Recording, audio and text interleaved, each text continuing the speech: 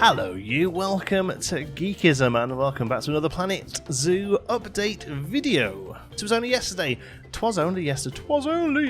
our last one went out, where I was looking at 5 features that Planet Zoo is improving over its predecessor Planet Coaster, and one of those features that I mentioned was the campaign mode. I guess Frontier were listening, because today we finally got some news about what that will contain. Before we dive in, remember this is the place for all your Planet Zoo news before release, and obviously gameplay as soon as we get our hands on it too, so if you're new here, please consider subscribing. So in a forum post today from Bo Marriott, the lead community manager, in Planet Zoo you have the opportunity to play the game in a variety of ways. Similar to Planet Coaster, there will be an incredible sandbox mode in which you can build a unique zoo and let your imagination run wild.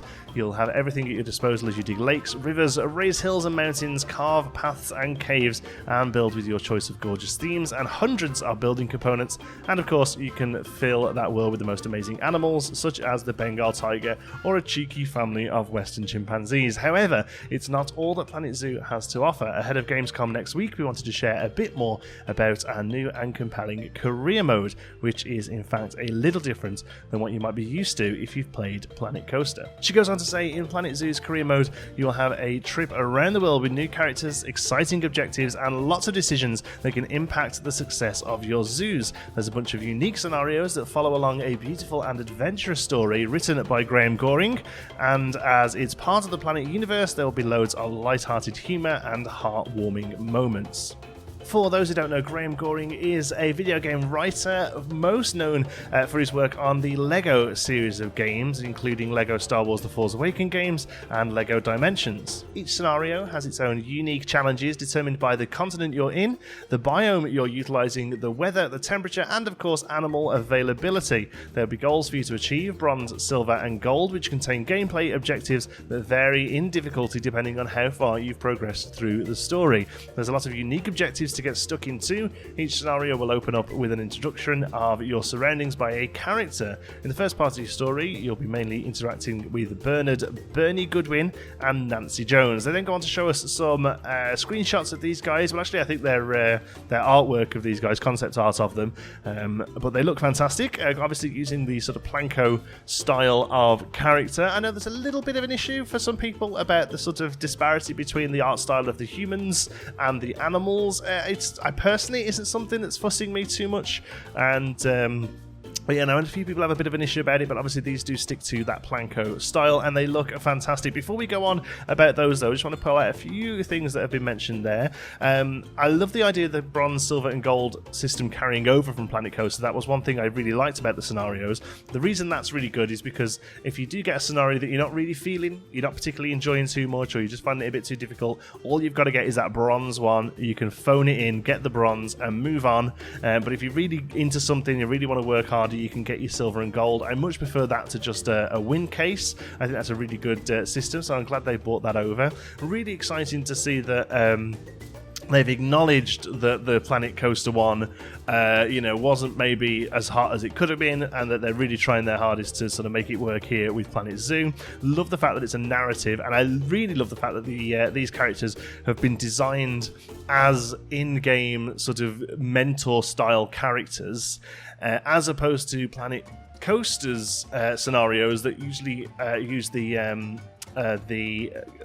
character in them, the sort of the franchise characters. So there was some Gulpy levels. Gulpy is a dinosaur from a drinks company, and then there was a few other characters just in the game. Like each scenery theme of the main game had one. So there was a princess for the fairy tale area, there was a little robot for the sci-fi area or whatever. And the problem with it was that 3 of the levels would be Dexter's sci-fi levels, and they were just sci-fi because Dexter was a robot, and there wasn't really any rhyme or reason to it, and they didn't really flow very well. Whereas here, I love the idea of Bernard, this old dude, sort of passing on his knowledge to you as you move on into the scenarios. I think it's going to be a really great idea that's not only going to want you to carry on playing for the story elements, it's just going to make everything tie together a little bit as well. So a little bit more about these characters then. Bernard is the owner of several zoos and has made it his life's work to use them to drive positive change, saving endangered species and increasing animal welfare around the world. He is a warm and humorous character. He loves dad jokes. Well, he's in good company here. Who cares deeply for all people and animals alike. He sees the good in almost everyone he meets and wants to inspire others to follow in his path. Despite his age, he has the energy and zest for life of a man 20 years his junior. So he's looking great. And I really think the zoo format of the game is going to really lend itself to having some interesting sort of win statuses and things like that. Because in Planet Coaster, it's pretty much, you know, you've got people being happy or money coming in. Everything kind of boils down to one of those two win scenarios. Whereas here, I think it's going to be fantastic that we'll be able to say, oh, look, here's 3 endangered species that you have to home. They're difficult to look after, and we need to make sure their animal welfare is high, also whilst maintaining revenue and things like that. You know, in Planet Coaster, once you built the coaster, it sits there, and other than the occasional breakdown, you know, it's pretty much a money printing machine. Whereas here, there's going to have to be a lot more things that keep moving on and keeping an eye on, and hopefully it will mean that there's less entropy in the game, which is something Planet Coaster suffered from, and a lot of simulation games, modern simulation games, really suffer from the idea of entropy. This idea that if you get into a nice position, you can basically let go and go for a coffee, go for a bath, and come back, and the game's still sitting there, and you've raised up money. I know Planet Coaster suffers from that. City Skylines is another example that comes to mind.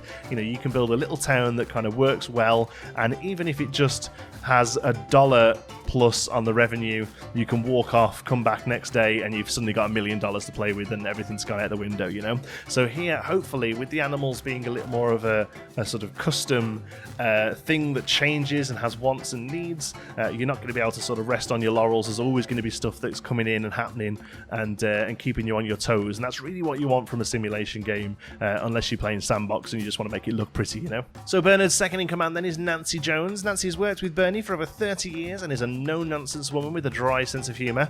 Nancy's first job as a zookeeper was actually at one of Bernie's zoos. She's gotten to where she is through hard work, common sense, and a passion for her job. A talent Bernie quickly recognised, leading him to promote her to head zookeeper, meaning she now leads the teams and expects them to have a high standard as she does. They're going to say there's more characters, of course, and more story, but they don't want to spoil any more. So we're going to see the first couple of these scenarios featuring Bernie and Nancy at Gamescom next week. There's going to be an official video going out on the Planet Zoo YouTube channel on Tuesday the 20th of August at 7 p.m. British time, which is going to be 2 p.m. Eastern, where I am, and they're going to be showing off a selection of the first couple of levels, what they're calling the tutorial levels. One of the bits of feedback that a lot of people had with Planet Coaster was it kind of threw you in there with not much of an idea of what to do, and the tutorials were pretty much a couple of YouTube videos that they linked to from in the game. So here they've kind of made it so the first 2 scenarios actually walk you through stuff, get you up on your feet, show you how to get started and things like that, which I think is a superb way of doing it. So we'll hopefully get to see that next Tuesday. Looking forward to it. I will be watching that video, obviously, so I'll be in the chat there. It's going to be one of them premiere videos where it's pre-recorded, but it goes out like it's live, so come in there into the chat and say hi, and then obviously I'll be doing a teardown video of that, sort of deep dive video where we sort of rip it to shreds and pull out all the little bits of information that we can see from it. And then after that, the live streams start from Gamescom. Some awesome creators in there: Silver Air, Best in Slot, Rudy Renkamel, loads of people getting their hands on the game. Unfortunately not myself, I'm a little bit far away to get to Germany, unfortunately. But I will obviously be covering any official stuff that comes out as soon as we get our hands on it. Thank you so much for watching. Oh, a couple of other things, just because I should mention them so people know that I am up to date. Green iguanas were announced yesterday for Iguana Day, Lizard Day, I think it was, National Lizard Day or International Lizard Day. Didn't really feel like it was worth doing a video on that because it was literally just a screenshot of an iguana, which is very similar to the Antillean iguana we already have. Nice animal. Probably would have rather a separate lizard species personally, but I'm kind of happy to still see the green iguana. It's a very pretty model, looks great, and things like that. So any smaller announcements like that now, I don't think we're going to do a full dedicated video to them because they kind of clog up the channel eventually. But we do cover all that sort of stuff on Twitter and our Discord as well. So if you're not already and you use Twitter, make sure you head over there and follow me on @JontySparrow, and you'll find a link to our Discord in the description of this video. Thank you so much for watching. Hope you've enjoyed it. If you haven't, give us a like. It really helps out. And like I say, if you are not already, please don't forget to subscribe. Thanks to all of our Patreons. They make these videos possible through their generous support at patreon.com/geekism. Thanks for watching. I'll see you tomorrow.